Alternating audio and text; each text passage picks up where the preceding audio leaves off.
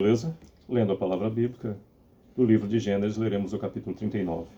Agora o principal, Senhor, eis aqui a Tua palavra, da minha compreensão necessária para vivê-la, e que eu, a minha esposa, nossa família, possamos afirmar com verdade, mais e mais, em todo o tempo crescente, eu e minha casa serviremos ao Senhor, para que possamos ser instrumentos do Senhor de modo direto e indireto, para que mais pessoas acessem a Tua palavra e se faça a Sua vontade na vida delas.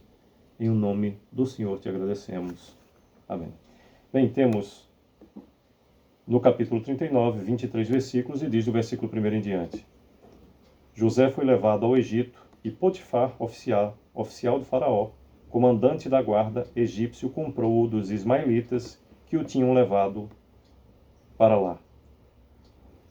O Senhor era com José, que veio a ser homem próspero, e estava na casa do seu senhor egípcio. Vendo Potifar que o Senhor era com ele, e que tudo o que ele fazia o Senhor prosperava em suas mãos, logrou José mercê perante ele, a quem servia. E ele o pôs como mordomo de sua casa, e lhe passou às mãos tudo o que tinha. E desde que o fizera mordomo de sua casa e sobre tudo o que tinha, o Senhor abençoou a casa do egípcio por amor de José. A bênção do Senhor estava sobre tudo o que tinha, tanto em casa como no campo. Potifar, tudo o que tinha, confiou às mãos de José, de maneira que, tendo-o por mordomo, de nada sabia, além do pão com que se alimentava. José era formoso de porte e de aparência.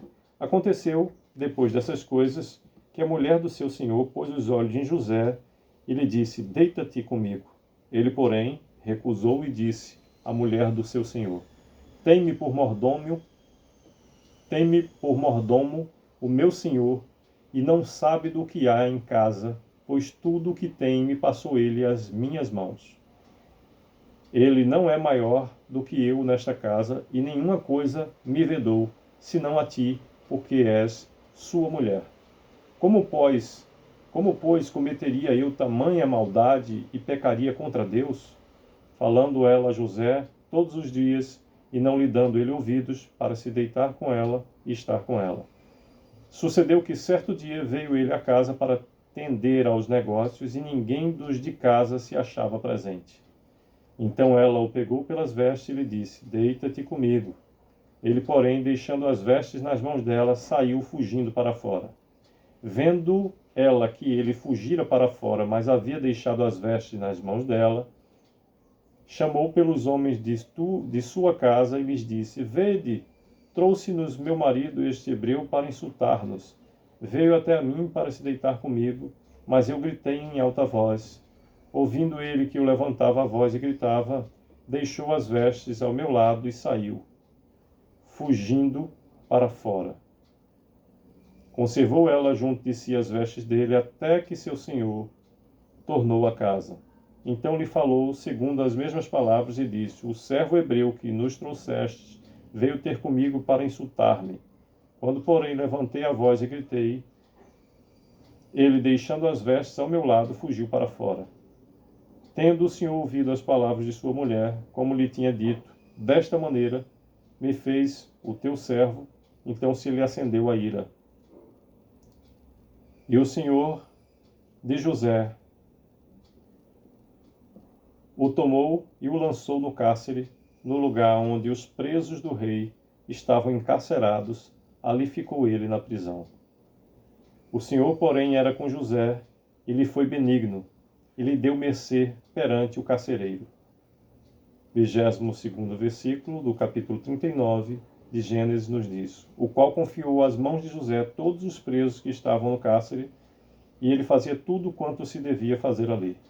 23º e último versículo do capítulo 39 de Gênesis nos diz: e nenhum cuidado tinha o carcereiro de todas as coisas que estavam nas mãos de José, porquanto o Senhor era com ele, e tudo o que ele fazia, o Senhor prosperava.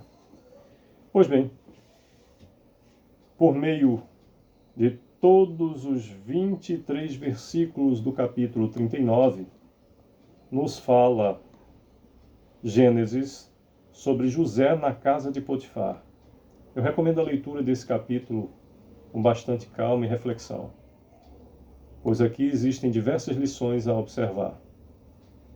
Sempre estamos à volta do amor, favor e poder do Senhor. É uma ótima reflexão.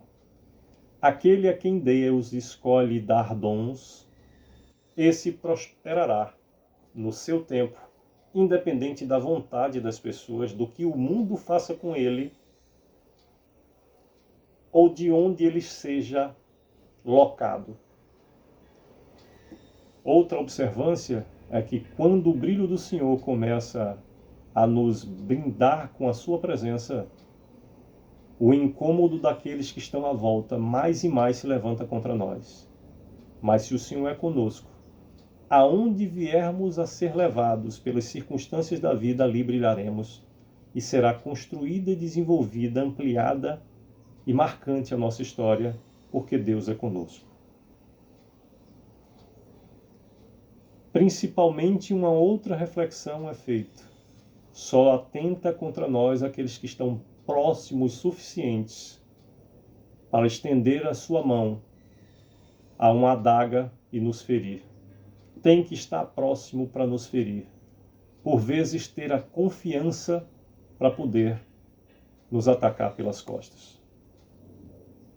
E talvez, de mais a mais, a maior e melhor reflexão desse capítulo é que aquele que se mantém justo diante do Senhor, por ele será honrado, salvo, mantido, administrado, e haverá nele a prosperidade do Senhor em tudo que estiver inserido e colocar a mão. Muito mais vale do que dinheiro apenas o amor, o favor, o poder de Deus na vida daquele que ele escolheu, daquele que ele resolveu abençoar. Sucesso! Que Deus continue a nos abençoar, é o que desejo.